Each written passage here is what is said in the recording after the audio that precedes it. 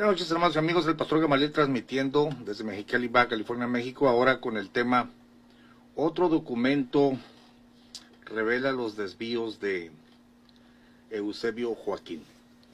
Para mí es muy importante que cuando yo haga un video de cosas que yo no viví, que no me constan, le doy en primer lugar importancia a documentos escritos, periódicos, recortes. Hay que ir a la hemeroteca, a la biblioteca, y por eso tengo en mis manos el libro de Helio Mansferrer, Sectas o Iglesias. Son libros difíciles de conseguir. Tengo también La Serpiente y la Paloma de Gagiola, también difícil de conseguir. Por supuesto me hice de la historia de Eusebio Joaquín González, editado por La Luz del Mundo, también difícil de conseguir, pero yo estoy leyendo. Si yo digo que la burra es parda es porque tengo los pelos en la mano. Hay que juzgar la historia, por supuesto, pero no puedo decir, allá me dijeron o yo me imagino. Y quiero agradecer a Pepe Rivera, el hermano Pepe Rivera de Estados Unidos, que fue el que en primer lugar me prestó el libro Historia de la Iglesia Cristiana Espiritual, el cual ya lo cité en otro video. Hay que devolvérselo. Pero me contactó el hermano Joel Ramos Salazar, que es miembro de la Iglesia Cristiana Espiritual, de donde salió Eusebio Joaquín, y me dijo, hermano, yo te voy a regalar la historia de la iglesia. Me acaba de llegar, hermano Joel, mira, te agradezco mucho, este es un gran regalo. Viene hasta con el papel protector, ¿no? Pero también venía el esbozo histórico de la iglesia El Buen Pastor. Un saludo, hermana Esmeralda Razo, Dios le bendiga, amén, aquí desvelándonos. Te presento ahora el esbozo histórico de la iglesia El Buen Pastor. Amigo y hermano, la iglesia El Buen Pastor es una iglesia que se separó de Eusebio Joaquín cuando éste se desvió de la doctrina que primeramente enseñaba. O sea, es el cisma que hubo por allá por los años,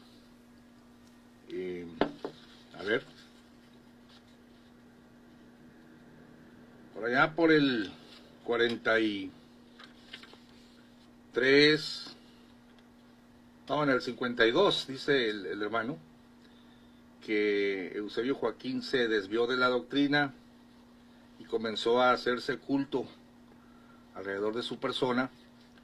Fíjense que yo en mi investigación de este señor Eusebio Joaquín, por supuesto recurro en primer lugar a los documentos escritos, pero también hay testimonios de ancianos que me han contado de allá de la zona de Cuernavaca. Tengo grabaciones donde me han contado muchas cosas que después voy encontrando en testimonios escritos. Miren, hay cosas que no se van a escribir. Por ejemplo, el hermano Joel Ramos me da estos documentos y esto es muy valioso, ¿no? Pero Pepe Rivera, hace 4 días me reuní con él en Estados Unidos. No puedo decir el lugar. Y por supuesto el nombre de Pepe Rivera es un seudónimo. Pero me contaba una anécdota que cuando estaba él en una iglesia de la Luz del Mundo, porque él es miembro de la Luz del Mundo, es disidente, está dentro pero ya no está de acuerdo por todos estos desvíos. Dice que a él le consta que llegó Samuel Joaquín cuando aún vivía, y en una magna reunión, pues ustedes saben, le hacían su pasarela y toda la parafernalia, ¿no? Todo el espectáculo rimbombante alrededor de su persona. Pero dice que algo que rayó en el ridículo, me estaba contando él es testigo de esto, que empezó a llover a cántaros, ¿no? Y que el carro de Samuel Joaquín estaba a cierta distancia de una zona donde no estaba pavimentada, había varios metros, y cuando terminó el culto, pues todos le hacían vaya al siervo de Dios, pero había lodo de por medio. Entonces los varones de la iglesia en un arrebato frenético de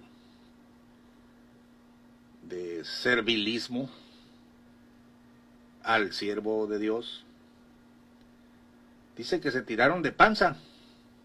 Yo le dije, hermano, ¿no me estás cuenteando? No, dice, yo lo vi. Se tiraron de panza para que Samuel Joaquín pasara encima de ellos.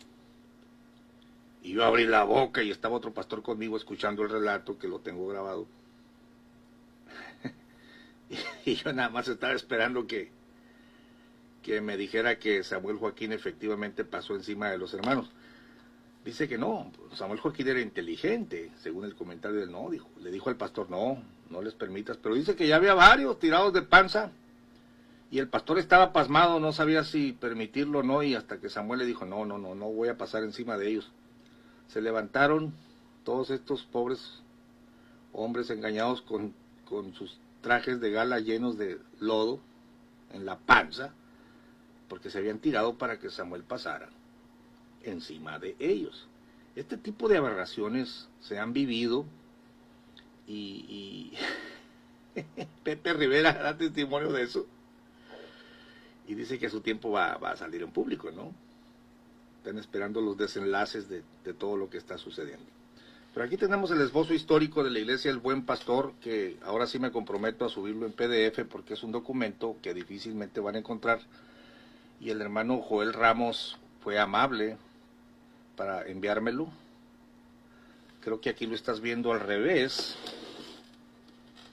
Déjame ponértelo para que lo veas.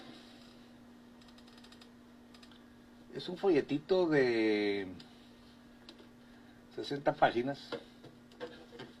Esbozo histórico de la Iglesia El Buen Pastor. Es bien curioso porque lo redacta un hermano que fue pastor de esta iglesia, que fue la que se dividió de la Iglesia de la Luz del Mundo, y no tiene fecha de edición. Pues este tipo de folletitos yo los he visto, ¿no? En la Iglesia Apostólica y en diferentes movimientos. Y muchos de ellos no tienen fecha, ¿no? Es un grave descuido, pero en fin. Voy a leerte, le voy a dar lectura y voy a hacer comentarios donde me parezca interesante. Yo creo que se va a llevar unos 2 videos, ¿no? A ver, dice, esbozo histórico de la Iglesia El Buen Pastor. Introducción. Toda civilización, organización o sociedad ha tenido un principio en el cual se ha basado sobre los fundamentos, principios o metas. En esta ocasión nos referimos a la fundación o iniciación de la sociedad cristiana, Iglesia del Dios vivo, columna y apoyo de la verdad, el Buen Pastor. Saludos, hermana Lisette, amén, saludos de San Francisco. La cual tiene fundamento bíblico en Efesios 2:20, edificado sobre el fundamento de los apóstoles y profetas, siendo la principal piedra del ángulo Jesucristo mismo. Esta lectura es la narración de la fundación de la Iglesia El Buen Pastor.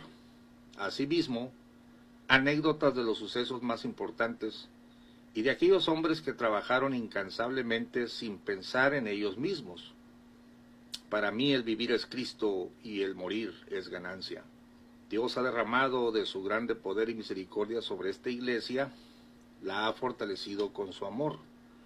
Ahora nuestra iglesia creció, de aquellos 200 o 300 hermanos que iniciaron, son ya alrededor de 300 iglesias, dándole la honra y gloria al Señor Jesucristo. Permíteme prender mi refrigeración, que al cabo de la noche es larga. A ver. Aunque ustedes no lo crean, aquí en Mexicali sigue haciendo un poquito de calor, y espero que la mini split no haga mucho ruido. Continúo. Espero que esta lectura sea útil para aquellos hermanos que tienen como objetivo principal servir al Señor de corazón, pues los llevará a aquel tiempo difícil de problemas y dificultades, de hambre y de desprecio que sufrieron nuestros hermanos iniciadores, pero también de grande bendición, grandes prodigios y maravillas que solamente el Señor Jesucristo puede realizar con su grande amor. Mi testimonio. Nací en el año 1918, 29 de enero. Esto fue en Cuitzeo, Guanajuato, como la mayoría de los gentiles. Se me había educado en la fe católica y por consecuente mi vida era guiada hacia la perdición. Es curioso, ¿no?, que solo la Luz del Mundo, la IES y la Iglesia El Buen Pastor utilizan la palabra gentiles para los inconversos. Pero gracias a Dios se me enseñó la palabra de verdad y ahora comparto con vosotros la bondad del Dios Todopoderoso. En el año de 1937, nuestro hermano Felipe Gutiérrez, por la dirección del Señor, me predicó el Evangelio, pero desgraciadamente las cosas de esta vida me eran más llamativas. Fue hasta el 12 de marzo de 1941 cuando acepté al Señor en mi corazón. 26 días posteriores fui lleno del Espíritu Santo, 24 de marzo de 1941. Y desde esa fecha en la actualidad mi deseo es dar la gloria y honra al autor y consumador de la vida. Usted dirá, pastor, ¿y cómo se llama él? No lo sé, porque yo solamente le estoy dando lectura al folleto tal cual está redactado. En el tiempo que el Señor me ha permitido, 53 años, Dios me ha dado grandes bendiciones. De los 53 en el conocimiento del Evangelio, 52 de ellos han sido trabajando en la viña del Señor. Bendito sea el Señor. Algunas de las iglesias que Dios me permitió pastorear son las siguientes: DF, 5 de Mayo, Morelia, Cuernavaca, San Pedro Toltepec, Jara, Nayarit, Reynosa, Tamaulipas, Reforma, Estado de México, y actualmente en la iglesia de Nezahualcóyotl, Estado de México. Bueno, yo quiero entender que él era pastor en la iglesia de Nezahualcóyotl cuando escribe esto, ¿no? Hermanos en Cristo, esta presente lectura es el resultado de 52 años de trabajo para el Señor Jesucristo. Mi deseo es que hasta el último momento de mi existencia sea en la viña del Señor. Dios lo permita. Para poder comprender la historia de nuestro movimiento, que es la Iglesia del Dios Vivo, columna y apoyo de la verdad, el Buen Pastor, es necesario conocer la historia antes de la separación de la Iglesia de la Luz del Mundo y su fundador, Eusebio Joaquín. Es decir, que la Luz del Mundo se separa de la IES y la Iglesia del Buen Pastor se separa de la Luz del Mundo, ¿no? Introducción histórica escrita por el hermano José María González.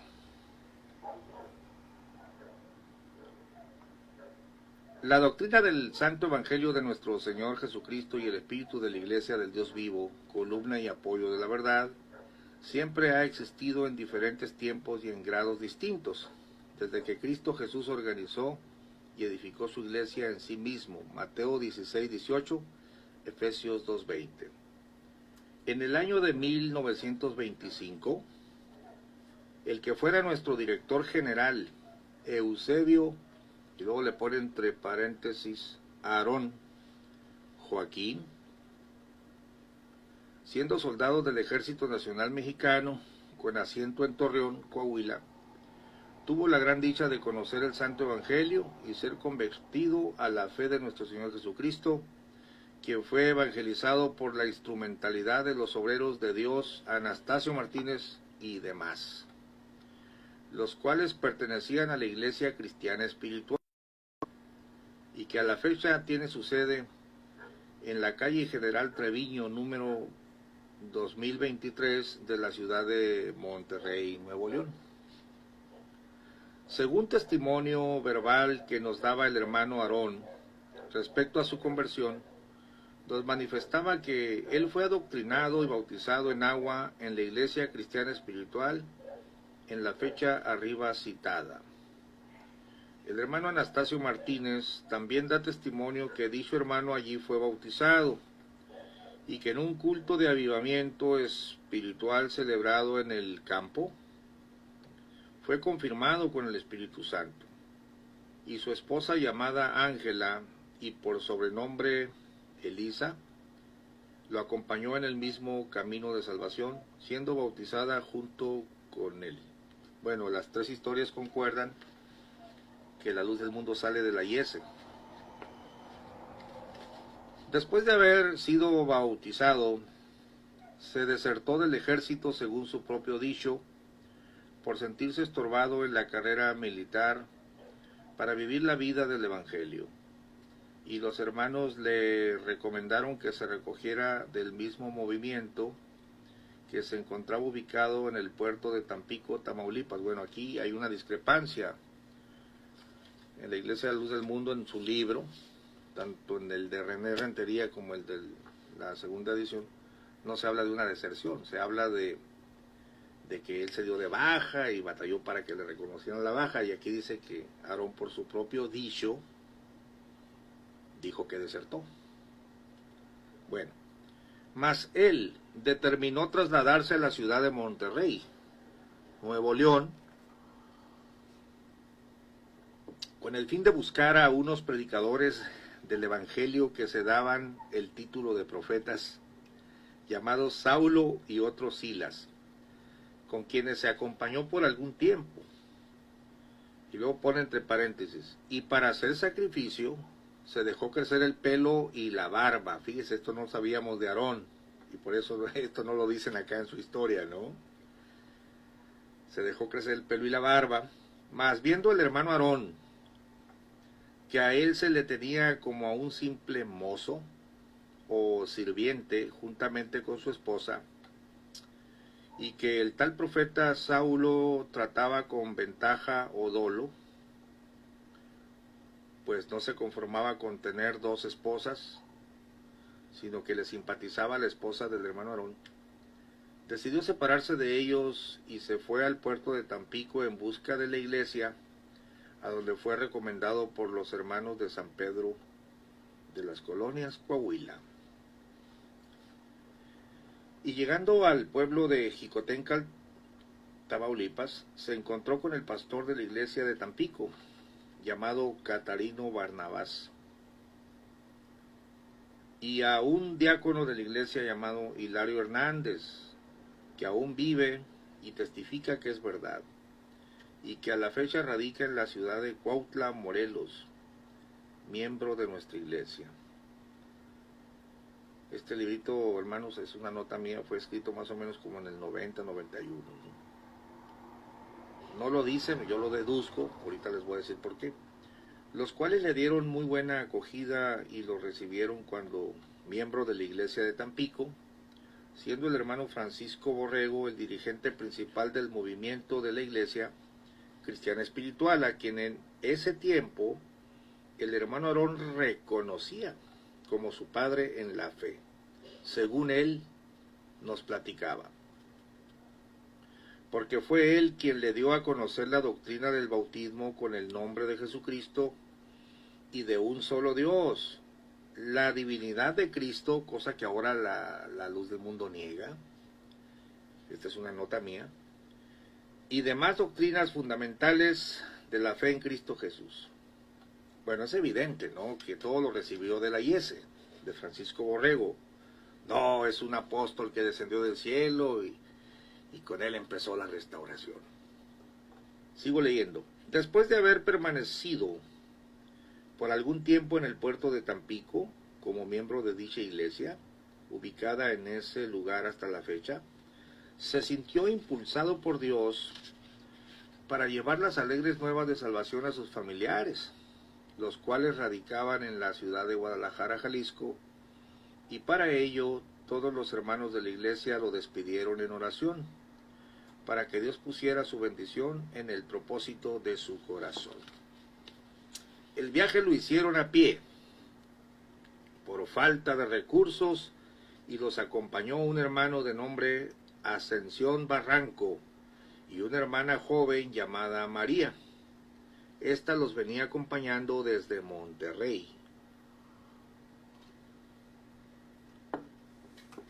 Y con mucha dificultad lograron llegar a Guadalajara.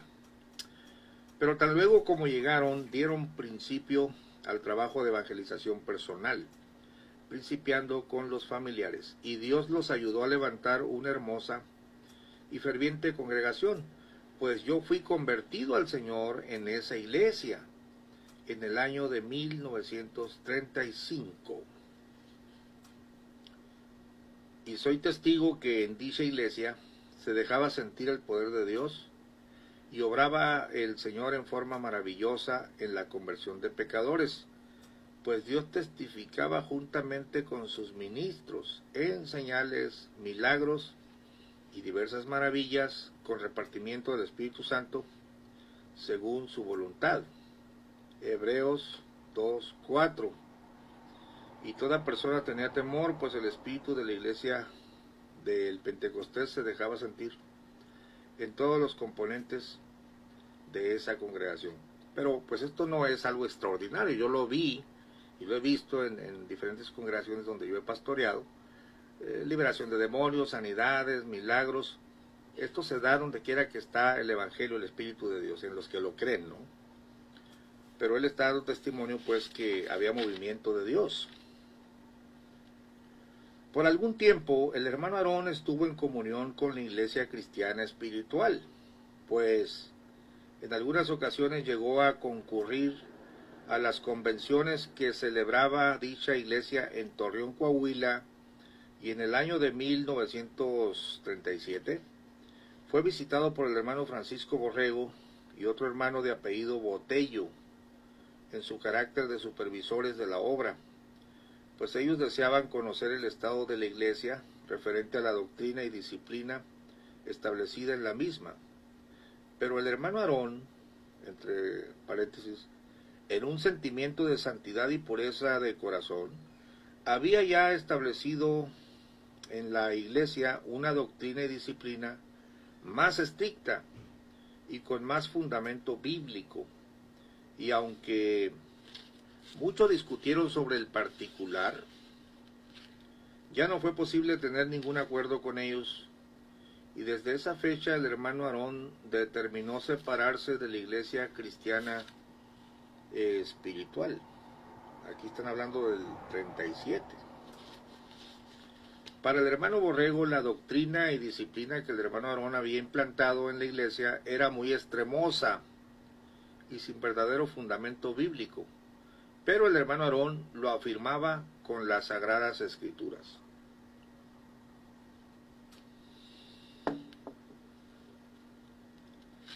Permítame saludar, Eusebio y Samuel han de estar en el infierno ya pagando, ande.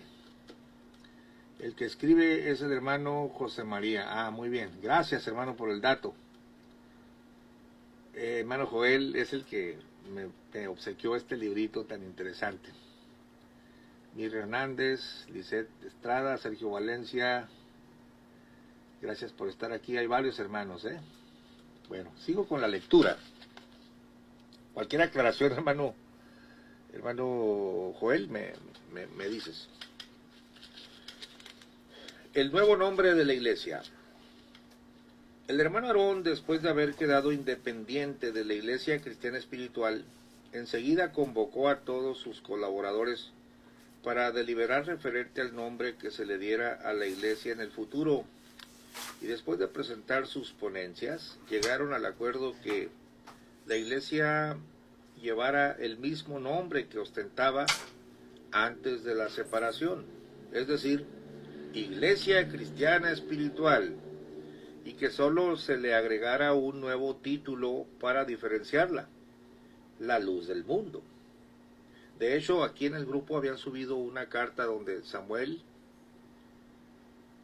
era según esto la primera carta de Samuel, y todavía decía Iglesia Cristiana Espiritual, La Luz del Mundo, columna y apoyo de la verdad.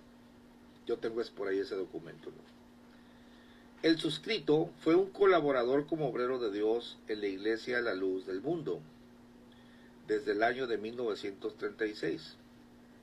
Y en el año de 1938, en el mes de mayo, fui presentado por toda la iglesia en oración y ayuno, y con la imposición de manos del presbiterio se me entregó la facultad de ejercer el ministerio del pastorado, y se me responsabilizó de la iglesia matriz de ese movimiento por el lapso de 3 años.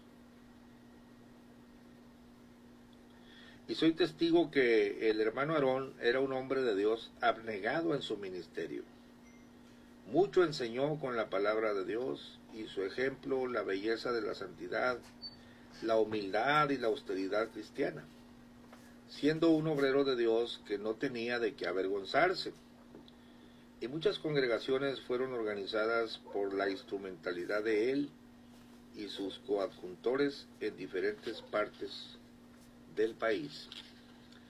Pero como dijera el profeta Jeremías en Lamentaciones 4:1 y verso 20, cómo se ha oscurecido el oro, cómo el buen oro se ha demudado, el resuello de nuestras narices, el ungido de Jehová, de quien habíamos dicho, a su sombra tendremos vida entre las gentes, fue preso en sus hoyos.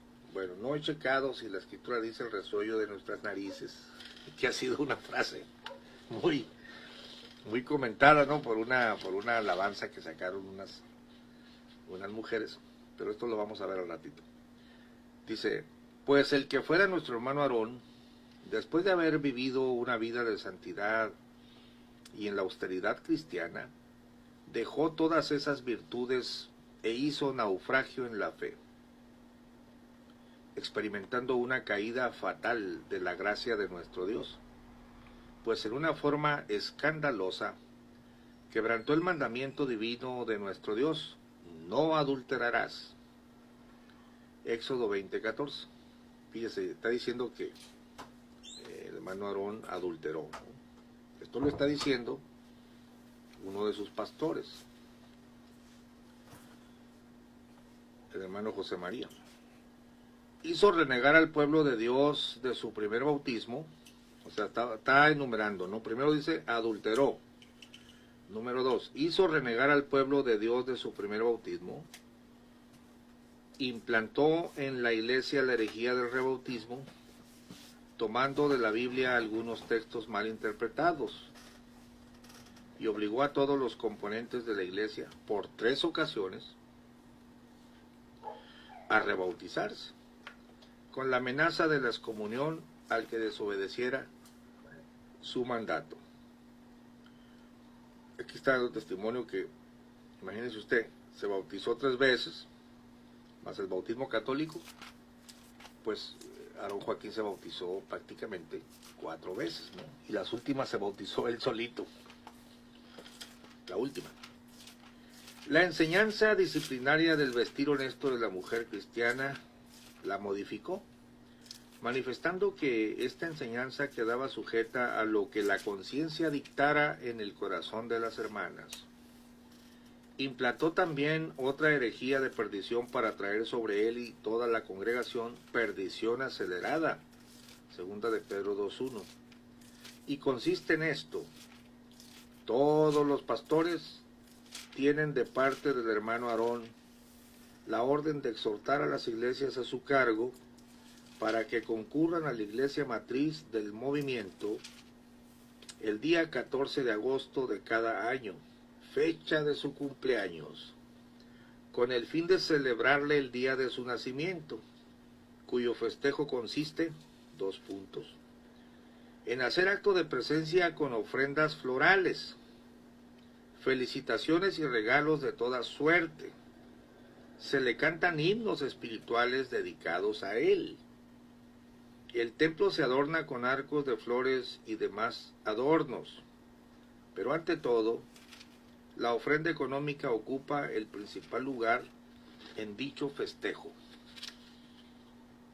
Nosotros, según la iluminación que hemos recibido del Espíritu Santo a través de las Sagradas Escrituras, hemos juzgado que todo lo que hacen los componentes de la Iglesia a la luz del mundo para festejar a su director es un culto idolátrico, entre paréntesis pone, el espíritu de Pablo Samosateno, el hereje del año 260,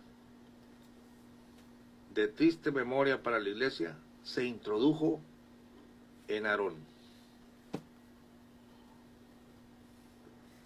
Por todo esto y lo antes mencionado, los que prometimos en nuestro bautismo dejar nuestra antigua manera de vivir y juramos abrazar las verdades contenidas en el Santo Evangelio de nuestro Señor Jesucristo y perseverar en ellas hasta el fin de nuestra vida, determinamos separarnos no de la iglesia, porque la iglesia la forman los fieles, sino del que fuera nuestro hermano Aarón, director general, por no merecernos la confianza que le teníamos como ministro de Jesucristo.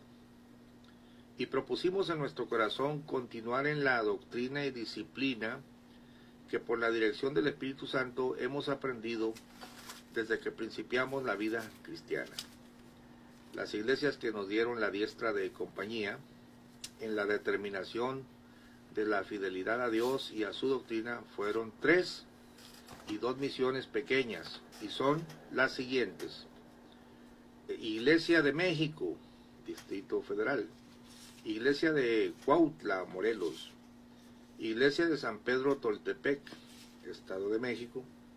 Las 2 misiones que ahora son, por la gracia de Dios, grandes iglesias son Cuernavaca, Morelos, y la iglesia de Ciudad Madero, Tamaulipas.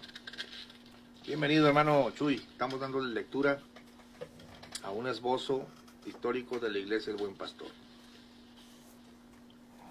Miembros del cuerpo ministerial: pastor local de la Iglesia de México, Distrito Federal, José María González; diácono Pablo Holguino Campo; diácono Elías Valdés, obrero de Dios; Dino Figueroa, obrero de Dios; Ivonne Hernández, obrero de Dios; Felipe Gutiérrez, obrero de Dios; David Rodríguez, obrero de Dios; Julio Juárez, obrero de Dios; Fidencio Flores. Pastor local de la iglesia de Cuautla, Morelos, Vicente Martínez. Pastor local de la iglesia San Pedro Toltepec, Estado de México, José I. Acevedo Vizcarra. Obrero de Dios y pastor de la misión de Cuernavaca, Morelos, Domingo Vega Peña. El templo en que estábamos congregados antes de la separación se le entregó al director de la Iglesia de la Luz del Mundo, y durante un año celebramos cultos de hogar, y por último, en una casa a renta ubicada en la ribera del río Consulado en el Distrito Federal. Pero en el mes de octubre de 1943 empezamos a celebrar nuestros cultos en nuestro templo La Hermosa, el cual estaba todavía en construcción en el mes de diciembre del mismo año. El templo estaba totalmente terminado, habiéndose celebrado la dedicación el día 1 de enero de 1944. De esta fecha en adelante dimos principio al trabajo espiritual de evangelización, y Dios, que es grande en misericordia, ha puesto su bendición en ello, y a la fecha nuestro pequeño movimiento cuenta con 35 iglesias y 15 misiones para la gloria y loor de nuestro Dios. Por lo que toca a nuestros enemigos permanentes, tanto ministros como miembros, quienes apoyan las herejías del director general de la Iglesia La Luz del Mundo, manifiesto a mis hermanos que una grande cima nos divide. Pues en el año de 1943, el director de La Luz del Mundo, según él, pone entre paréntesis, tuvo una revelación de parte de Dios, en la cual un ángel le anunció que debía bautizarse él solo, y para esto le señaló el texto de Hechos 22:16, y que en esa forma iba a tener principio la iglesia, y él les ordenó a todos los componentes de ese movimiento a su cargo que tenían que ser rebautizados juntamente con él, y así lo hizo. Y fíjense que esto concuerda con lo que dicen ellos mismos en su libro, ¿no? Pero contradice que la restauración empezó en el 26. porque lo que dice el libro de René Rentería es que se sabe apóstol hasta el 43, estamos hablando de la misma fecha en que se bautiza o se rebautiza.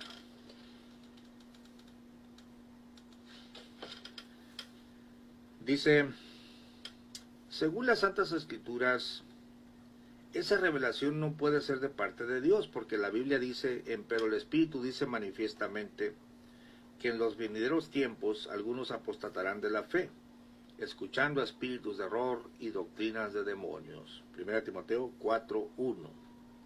Por tanto, pues, les envía Dios operación de error para que crean a la mentira, 2 de Tesalonicenses 2:11.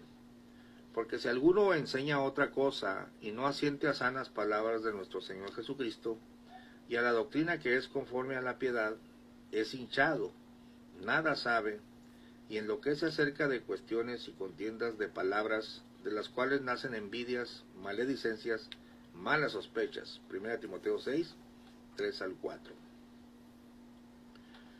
Otra de las herejías que nos divide del director de la luz del mundo es el haber hecho creer a los componentes de su iglesia que el agua de pozo que él principió a cavar, el cual se encuentra enfrente a la puerta del templo que tiene en Guadalajara, en la colonia Nueva Provincia, fíjense que no dice hermosa provincia, sino nueva, fíjense la evolución, ¿no? En la colonia Nueva Provincia, es agua que cura todas las enfermedades. Y él le ha dado el título a ese pozo, la fuente de Jacob. Amados hermanos, todo esto carece de fundamento bíblico y es más bien una obra de idolatría.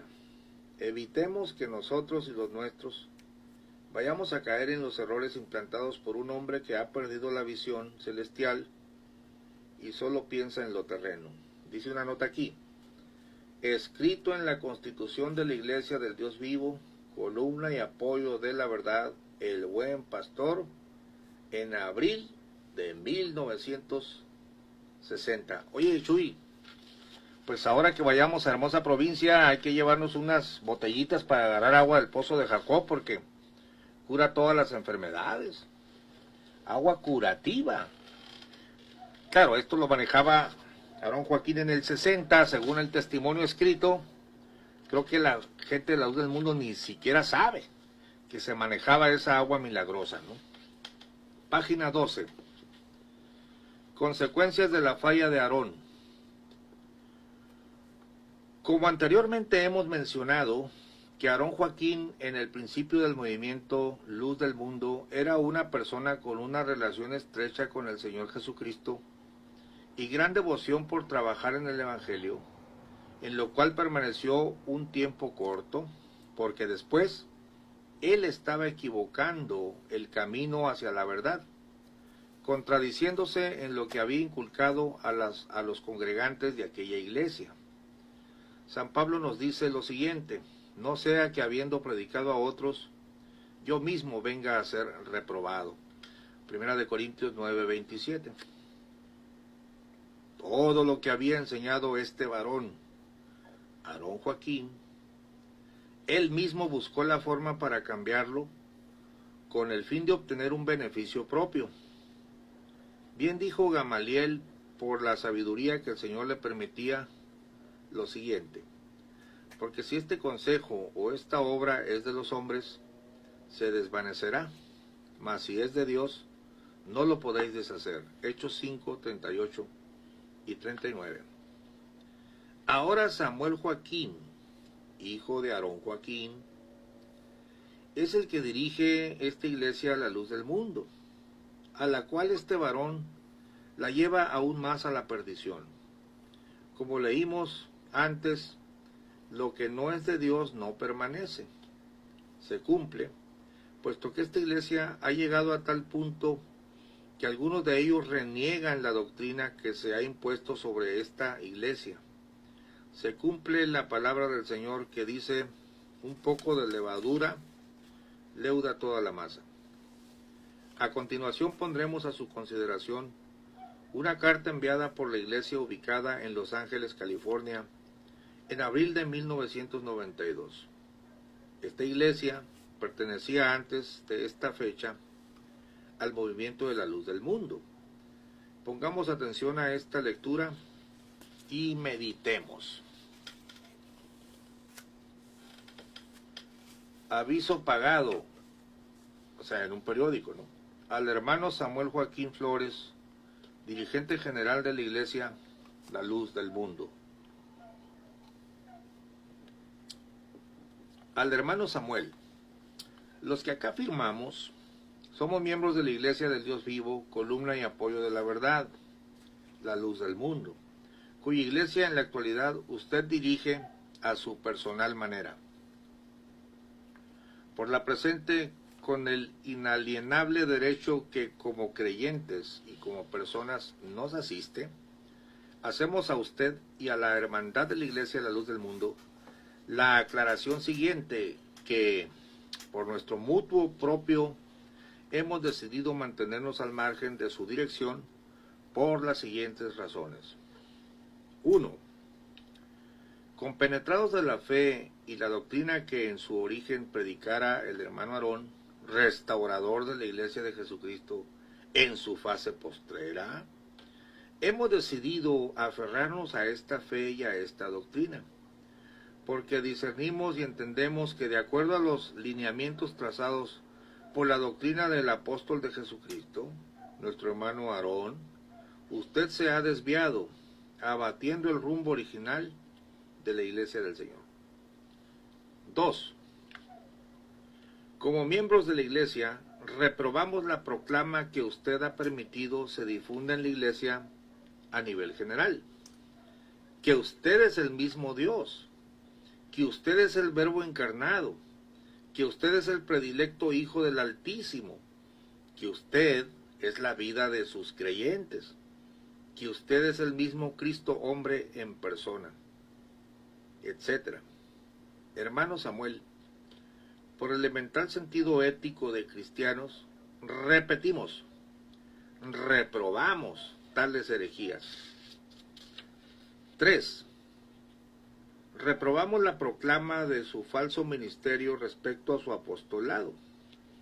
Usted sabe que de acuerdo a la doctrina fundamental de la Iglesia, no le asiste ningún derecho para ello, ni moral, ni histórico, ni mucho menos doctrinal. 4. Reprobamos la manifestación de honra, la ponen la palabra honra entre comillas, que a usted parece deleitarle en gran manera, saber el manipuleo que hacen sus pastores para prepararle estas vergonzosas francachelas con sus procaces bailes, canciones pasionales, danzas y mariachis casi todo el año. Su cumpleaños, el cumpleaños de su esposa, el día del padre, el día de la madre, el aniversario de su boda, el día del maestro, el cumpleaños de sus hijos, los príncipes, lo ponen ahí en paréntesis. En fin, cualquier ocasión es buena, y si no, pues se inventa. Hermano Samuel, nos da tristeza la condición espiritual a la cual usted ha llegado. Dios lo ilumine. Queremos aclarar, hermano Samuel, que usted como persona, dice entre paréntesis, sin investidura espiritual alguna, puede hacer de su vida lo que bien a usted le parezca, y nosotros defenderemos ese derecho suyo. Pero como guía espiritual nos apena en gran manera. El Señor lo ilumine. Hermano Samuel, ¿usted cree que postularse como apóstol solo le trae ventajas personales, tales como canonjías, prebendas y prerrogativas ilimitadas, etcétera? ¿No piensa, hermano Samuel, que con ese cargo es usted múltiple responsable de la iglesia que usted dirige, la cual deberá celar como a una virgen pura, como corresponde a la esposa de Jesucristo, y no permitir su prostitución espiritual con las prácticas señaladas en líneas anteriores?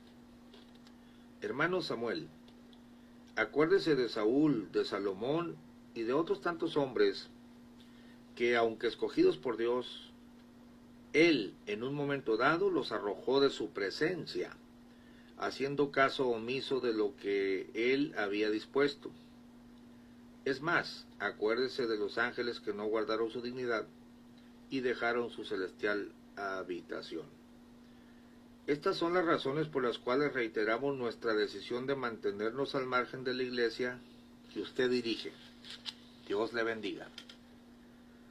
Firmamos Salomón Coronado, Marta Mendoza, Marta Méndez, Juan Méndez, Absalón Ramírez, Leopoldo Gallardo, Silvia Méndez, Perfecto Ramírez, Gonzalo Cervantes, Seferín Hernández, Virginia Cervantes, Graciela Flores, Francisco Méndez, Eunice Thompson, Joana Méndez, Ana Laura Reyes, Élida Cervantes, J., Luis Delgadillo, Gonzalo Cervantes Jr., María Guadalupe Muñoz, Natán Cervantes, Ana María García, Yemima Cervantes, María Concepción Mendoza, Johnny Cervantes, Carlos Pedrosa, Jael Cervantes, Elizabeth Cervantes, Los Ángeles, California, abril de 1992. Bueno, llegó Caleb Córdoba, le estamos dando lectura a Caleb aquí a un documento que se titula Esbozo histórico de la Iglesia El Buen Pastor. Tengo 10 minutitos más. Sigo leyendo. Algo nuevo, cada día. La opinión. Historia de la separación e inicio del movimiento El Buen Pastor. Hermano en Cristo Jesús, tomando en cuenta el gran crecimiento de nuestra congregación, gracias a Dios, y dándome cuenta del importante porcentaje de hermanos jóvenes o integrantes nuevos que bendito Dios ha traído a su redil santo y que, por diferentes motivos, no conocen la historia de nuestro movimiento. Este su hermano Francisco Jesús Belmonte Ramos ha propuesto en mi corazón darla a conocer, ya que la mayoría de los siervos de Dios de esa época ya han dormido en Cristo Jesús. Y yo, como testigo de aquellos, me daré a la tarea de llevar a cabo el relato del nacimiento de este gran movimiento, considerando que es importante para todo integrante de nuestra congregación conocerla para que no sean sorprendidos con información falsa de gentes que no conocieron la realidad, sino que solo saben lo que les contaron. Pero este su siervo contará lo que mis ojos vieron y mis oídos oyeron, ya que si hablara mentira, nuestro Dios no lo permitiría. Ya tenemos aquí un segundo cronista, ¿no? Estamos hablando de, o redactor, no cronista, Francisco Jesús Belmonte Ramos. A este servidor le hablaron de Cristo en el año 1937. Fui evangelizado por el hermano Felipe Gutiérrez. Escuché la doctrina y sinceramente se me hizo difícil dejar las cosas del mundo, pero desde ese día que la palabra de Dios llegó a mí, no pude vivir tranquilo, y fue así como por los últimos meses de 1940 regresé a la iglesia donde había encontrado la felicidad que solo Dios puede dar. Feliz lo acepté y me bauticé, siendo sellado por la promesa del Espíritu Santo 2 días después. Fue así como al año me invitaron a cantar en el coro, pues yo ya era espiritual, requisito indispensable para pertenecer a él, así como para dar puntos de doctrina.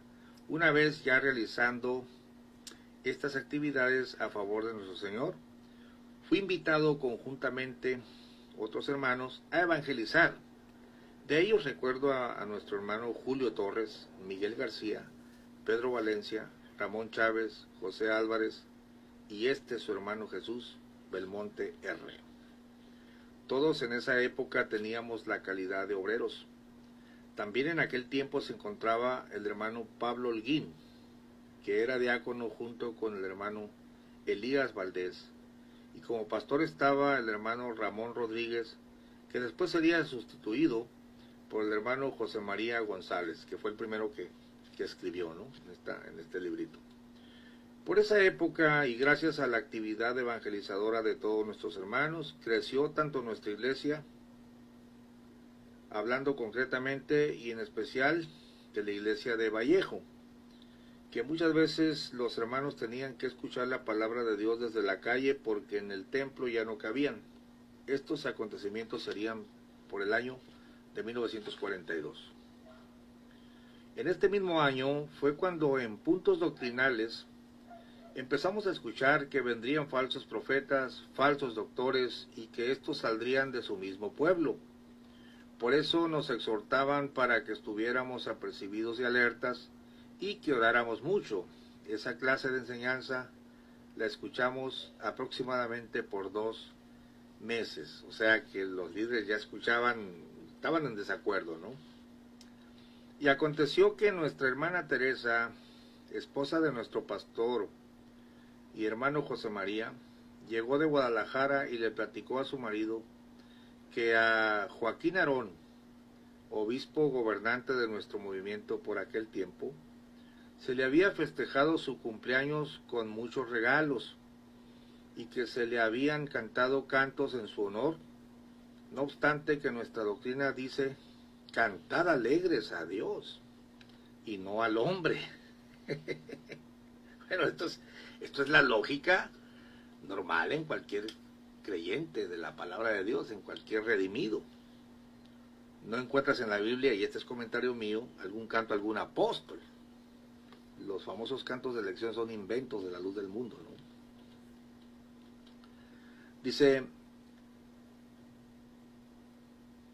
se le habían cantado, repito, cantos en su honor, no obstante que nuestra doctrina dice cantar alegres a Dios y no al hombre, así como también no acepta la idolatría hacia los mortales. De los cantos que se le cantaron fueron 569, 570, 566, 561 de los himnarios que utilizan los denominados de la luz del mundo. Con todos estos acontecimientos, claro que no estuvimos de acuerdo, ya que por aquel tiempo sentíamos que nuestro obispo gobernante pretendía llevar una doctrina justa, pues prohibió la corbata, argumentando que era un adorno. También hizo que los hermanos que poseyeran retratos los quemaran. O sea, Joaquín Arón les decía, quemen los retratos, ¿no? Y también la corbata, quítesela. Los hermanos que poseyeran retratos los quemaran, aduciendo que tenerlos no era conforme a la doctrina. Pero por otro lado, sí permitía banquetes en su honor, dándonos cuenta, así como dice la palabra de Dios, colaba el mosquito y se tragaba el camello. Fue así como conductas no agradables para nuestro Señor Jesucristo, Joaquín Arón sí las llevaba a cabo, como por ejemplo los banquetes que se realizaban con pretexto de festejar su cumpleaños, aun cuando la palabra de Dios nos dice que todos los que hicieron banquete fracasaron. Por ejemplo, el rey Asuero, la reina Belsasar hizo banquete, desobedeció y fue destronada. Aquí pues el dato es inexacto, ¿no? No hay ninguna reina Belsasar. Los hijos de Job perdieron la vida en un banquete. Juan el Bautista fue víctima en un banquete que realizó Herodes. Cuenta la Biblia en uno de sus pasajes que después de haber bailado muy bien la hija de Herodías, el rey complacido le dice, pídeme lo que quieras que te lo daré. Y pidiéndole un consejo a su madre, ésta le dice, pídele la cabeza de Juan Bautista en una charola de plata. Y el rey, por la promesa que había hecho, tuvo que cumplirle aún en contra de su voluntad. Es así como se comprueba que de los banquetes emanan grandes males. Por eso nuestro Dios los prohíbe. En Gálatas 5:19 nos dice: los celos, las contiendas, borracheras, muertes son fruto de los banquetes, y en ellos no está Dios, sino el espíritu malo. Pese a todo esto, Joaquín Arón llevaba a cabo banquetes festejando su cumpleaños, y Dios no tardó en mostrar su desaprobación a este tipo de celebraciones, porque a raíz de ese banqueteo hubo muchas dificultades. Algunos hermanos murmuraron, otros se disgustaron, otros más decayeron en su fe, todo por causa de ese festejo, ya que se dieron cuenta de situaciones contrarias a la palabra de Dios. El Señor nos dice: hay de aquel por quien viene el escándalo, Mateo 18:6. Y cualquiera que haga tropezar a alguno de estos pequeños que creen en mí, mejor le fuera colgado al cuello una piedra de molino de asno y se le hundiese en lo profundo de la mar. Al enterarse Joaquín Arón del descontento que causó aquí en la Ciudad de México entre todos nosotros, la celebración de su cumpleaños, y que no estábamos de acuerdo, le mandó decir al hermano José María de su próxima visita. Esta fue el 26 de agosto de 1942, y que llegaría por tren en la noche. Bueno, ya tengo que cortar el video, lo voy a cortar en una parte más o menos coherente, ¿no? Es así como los siervos de Dios se apresuraron a encontrarlos en la estación de lechería, solo con el fin de que no fueran a dañar algunos miembros de la iglesia, sino que primero tuvieran una reunión entre ellos para tratar de arreglar las diferencias existentes. Llegaron al templo de Vallejo aproximadamente a las 11 o 12 de la noche. Su hermano vivía en el templo. Esa noche, al estar durmiendo, desperté al escuchar voces. Me levanté y acudí al templo, y me di cuenta que era Joaquín Arón y su comitiva, la mayoría puras mujeres, que lo rodeaban, y por otra parte estaba el siervo de Dios, José María, y hermanos que lo acompañaban. Qué raro, ¿no? Qué raro dato consigna aquí, que Aarón estaba rodeado de puras mujeres. Poco después dio inicio la reunión. Principió Aarón manifestando que sabía que existía descontento entre la iglesia por causa de ciertos acontecimientos ocurridos en Guadalajara en cuanto a la celebración de su cumpleaños. Y contestaron los hermanos: sí, así es, no estamos de acuerdo. E intervino el hermano José diciendo: hermano, sentimos que esta no es la doctrina que usted nos ha enseñado. Hemos reconocido que esta es de Dios porque está basada en las Santas Escrituras, prosiguió diciendo. Y no queremos esa clase de festejos, ni que vuelva a repetirse lo ocurrido en Guadalajara. Y si usted los quita, no habrá problema, y seguiremos trabajando en la obra de Cristo. Al oír esto, Joaquín Arón pregunta: a ver tú, Marcelino Vargas, tú, Vicente Martínez, Lino Figueroa, hermano Domingo Vega, ¿qué dicen a todo esto? Yo solamente quiero hacer un comentario aquí. Lino Figueroa era el que lo había bautizado a él. Entonces los está interpelando que se definan, ¿no? Contestan: estamos de acuerdo con el hermano José en cuanto a lo reclamado, porque es lo mismo que pedimos nosotros. Al oír esta contestación, Joaquín Arón se puso muy pensativo y titubeante. Yo, desde el lugar donde me encontraba, presenciando aquella reunión, sentía que Arón comprendía y aceptaba las justas razones de los hermanos, y que quitaría todo aquello que no estaba conforme a la palabra de Dios. Presintiendo lo mismo las mujeres que lo acompañaban, y antes de que dijera nada, se quedó pensando, y pensando, de pronto se escuchó decir: no, hermano, interviniendo una de ellas, no acepte, no permita eso, porque usted perderá su autoridad, y cuando usted pretende implantar alguna cosa, estos, refiriéndose al hermano José y a los hermanos que lo apoyaban, no le van a obedecer, se van a rebelar. Y así transcurrieron pocos minutos, y Aarón seguía pensativo, y las mujeres seguían insistiendo para que no aceptara.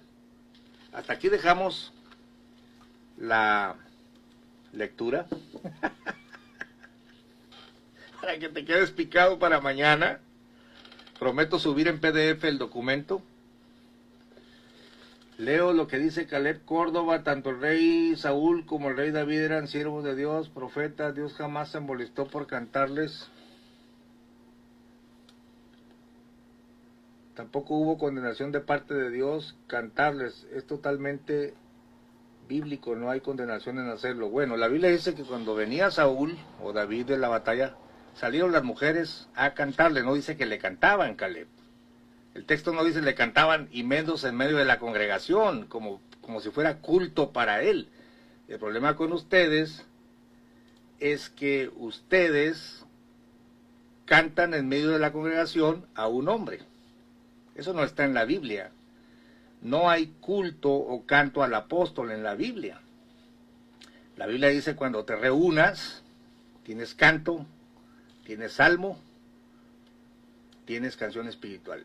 Pero a Dios, era bueno que nos pusieras algún pasaje ahí donde se le cantó a un apóstol. Macal Quita: pues síguele cantando a tu apostolín. Bueno, termina el video, hermanos, porque es 1:15. Dios les bendiga. Déjenme poner la música de salida. Dice: debatamos el tema. Pues éntrale a un debate en vivo conmigo, en un video, Caleb. Por supuesto, podemos debatirlo en vivo, así como lo estoy haciendo yo. Ahí nos dices si aceptas, ¿eh? Dios bendiga.